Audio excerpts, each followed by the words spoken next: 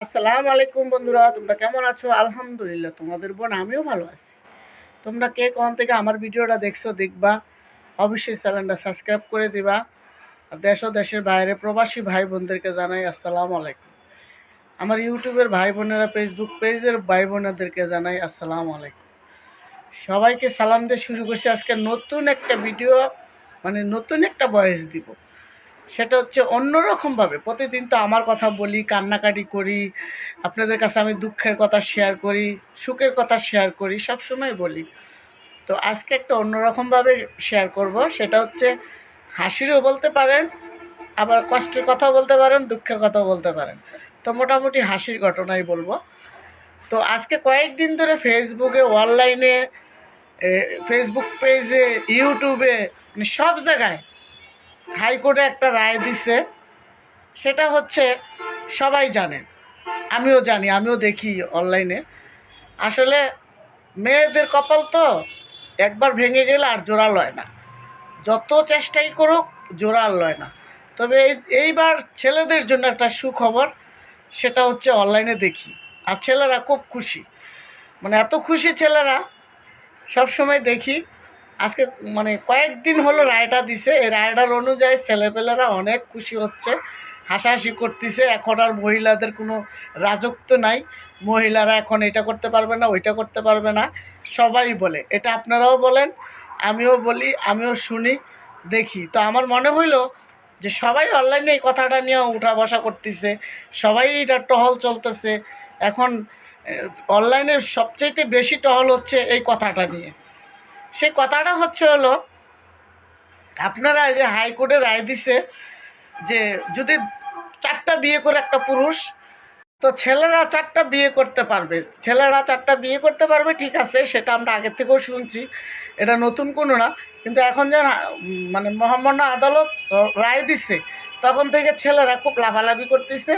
বড় বউর কোনো সিঙ্গেসার লাগবে না, বড় বউর কোনো গবিলদারি চলবে না। মহামান্য আদালত যখন এই কথাটা বলছে, তখন ছেলেরা তো খুশি হয়েছে।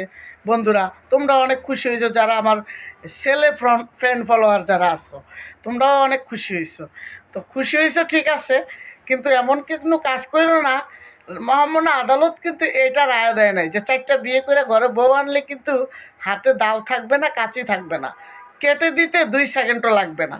একটা মেয়ে যদি অসহায় থাকে, কষ্টে থাকে, দুঃখে থাকে, তখন কিন্তু ওই ওই স্বামীর কি বুঝেন তো, ওইটা আমি ভাঙ্গা বলবো না, কেটে দিতে 2 মিনিটও লাগবে না, যদি সংসারে অশান্তি করে। মেয়েরা কিন্তু অনেক ভালো যদি স্বামীর আদর পায়। আর যদি মেয়েরা যদি একবার ওয়ালে পিঠ থেকে যায়, মেয়েরা কিন্তু ওই স্বামীর ওই জিনিসটা কেটে দিতে 2 সেকেন্ডও লাগবে না। যেভাবে আপনারা লাপাইতেছেন, যেভাবে লাভ লাভ মারতেছেন, আমি খালি দেখতেছি আর হাসতেছি। যে আদালতে এটা বলছে ঠিক আছে, আদালতে কাকে বলছে? যার 4টা বউ পালার অ্যাবিলিটি আছে, যার 4টা বউ পালার অ্যাবিলিটি আছে, তারাই শুধু বিয়ে করতে পারবে। আমাদের সৌদি আরবের মানুষ বলে যে ওরা 8-10টা বিয়ে করে, বউ রাখার ক্ষমতা ওনারা রাখে। কিন্তু আমাদের বাংলাদেশে একটার ঘুরে 2টা বিয়ে করলে চুলাচুলি লেগে যায়, স্বামীর অশান্তি চলে যায়, স্বামীর শান্তি চলে যায়, কোনো কোনো ঘরে কোনো মন বসে না, ঘরে 203-এ মারামারি ধরাধরি লেগেই থাকে। তাই এটা সৌদি আরব মনে করবেন না যে আমাদের দেশে 4টা বউ পালার একটা পুরুষের অ্যাবিলিটি বলতে খালি শারীরিক শান্তি না, সেটা হচ্ছে আপনার ধন সম্পদ দৌলত সব কিছু থাকতে হবে। একটা বউকে যেভাবে রাখতে হবে, একটা বউকে যেভাবে রাখা যায়, আরও 3টা যারা আছেন ওয়াইফ বিয়ে করবেন, তাদেরকেও 3টা, এই 4টা মিলাইয়া দিতে হবে। 4জনকে একসাথে দেখার লাগবে। আপনি ওই একটারে দিবেন না, আরেকটার কাছে যেয়ে কানবেন, আরেকটার কাছে বসবেন, নাকের পানি মুছবেন, দিতে পারবেন না, পায়ে ধরবেন, কানবেন, এটা কিন্তু বন্ধুরা চলবে না। এটা আপনি চায়না মনে করেন না যে চায়না মাল টিকলে টিকবো, আর না টিকলে সারা জীবনই ভেঙে যাইব, এটা না। আমাদের দেশে হলে মুসলিম দেশ, প্রত্যেকটা এলাকায় মুসলিম, আমাদের 90% মুসলিম দেশ। আমাদের দেশে 4টা বিয়ে করে কোনো পুরুষ খাওয়াইতে পারবে না। কারণ কি জানেন? এত ধন সম্পদ একটা পুরুষের নাই, একটা মহিলারই মানুষ ঠিক করে খাওয়ান দেয় না পুরুষে। তাই দেখবেন ডিভোর্সের হার অনেক বেশি বেড়ে গেছে। কিছু একটা লয়া লাগলেই ডিভোর্স দিয়ে দেয়, কিছু একটা লাগলেই ডিভোর্স হয়ে যায়, সংসার টিকে না। তাই বলছি, যারা লাভাইতেছেন মহামান্য আদালতের কথায়, যে 4টা বিয়ে করবেন, ছোট বড় বউর কোনো অধিকার লাগবে না, বড় বউর সিঙ্গাসার লাগবে না, বড় বউর কোনো মাতবুরি চলবে না, বড় বউর কোনো ইন্টারভাই চলবে না, এই মনে করে যদি আপনারা আরও 4টা 5টা বিয়ে করার চিন্তা ভাবনা করেন, তাহলে কিন্তু আপনি অশান্তির আগুনে জ্বলবেন। যারা যেটা আছে, যারা নিয়ে ঘর করতেছেন, ঘর সংসার সুন্দরভাবে করবেন, যে উনি সুখে থাকে, ভালো থাকে, আপনার জন্য দোয়া করতে পারে, আপনি ভালো রাখতে পারেন, সেই জন্য সবসময় আমরা কামনা করি। কিন্তু আপনারা যারা অনলাইনে আইসা বলতেছেন, লাফাইতেছেন, বড় বউরা কোনো ইন্টারফেয়ার করতে পারবে না, বড় বউ আর কোনো মাতবুরি করতে পারবে না, এটা না। শুধু মোহাম্মদ আদালত এটার অর্ডার দিয়ে দিছে, বড় বউ যে ওনার টুনটুনিটা কাটতে পারবে না, ওনার ঘরে যে দাও নাই, বডি নাই, অশান্তি কীভাবে হবে? এভাবেই হবে। তাই বলছি ভাইয়েরা, তোমরা এভাবে লাফালাফি করো না। আমরা মুসলিম দেশ যেভাবে আছি, আল্লাহ তালা আমাদেরকে এভাবে যেন রাখে, আমরা সুখে শান্তিতে দিনগুলা কাটাইতে চাই। আমরা চাই না, আমি চাই না অন্ততপক্ষে আমার আশেপাশে যারা আমি স্বামী হারা হয়েছি, আমার বোনেরা যারা আছে বা যার ঘরে স্বামী স্ত্রী আছে, মিলেমিশে থাকবেন। কেউ কারো বিয়ে করবেন বলে বউ সিঙ্গাসার দিবেন না, দিতে পারবে না, দেওয়া লাগবে না, এটি নিয়ে কেউ ঝগড়াঝাগড়ি করে কেউ এইরকম কাজটা করবেন না। আদালত দিয়েছে, আদালতে অশান্তি বাড়াইতে দেয় নাই। দিয়েছে একটা পুরুষ বিয়ে করতে পারবে যদি কিনা তার অ্যাবিলিটি থাকে।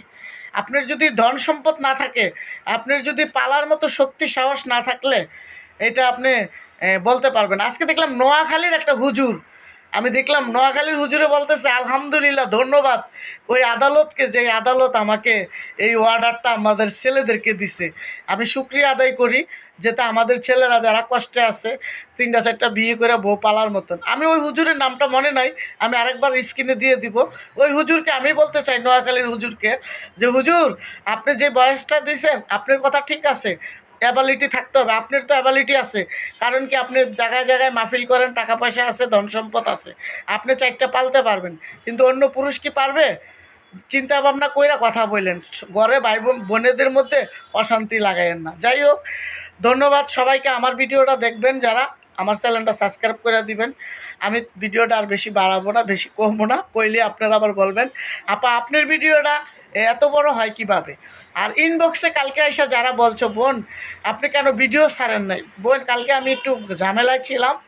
আমার যে বোনটার কথাটা বলতেছি, যে সাথী আপু আমাকে ইনবক্সে বলছেন যে আমার কেন আমি ভিডিও ছাড়ি নাই কালকে। আপু কালকে আমি একটু কাজে ছিলাম, তো আমার মেয়েটা কক্সবাজার গেছে, ওখানে চলে গেছিলাম, আইসার ভিডিও বানাতে ইচ্ছে করলো না।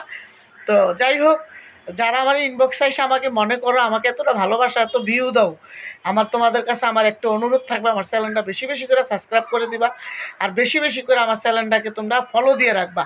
বোন ভিডিও ছাড়ার সাথে সাথে তোমরা পেয়ে যাবা। তো ভিডিওটা আজ এই পর্যন্তই, ভিডিওটা আর বেশি বাড়াবো না। আমার প্রবাসী ভাই বোনদেরকে বলছি, যে যেখান থেকে কাজকর্ম করবেন নিরাপদে থাকবেন।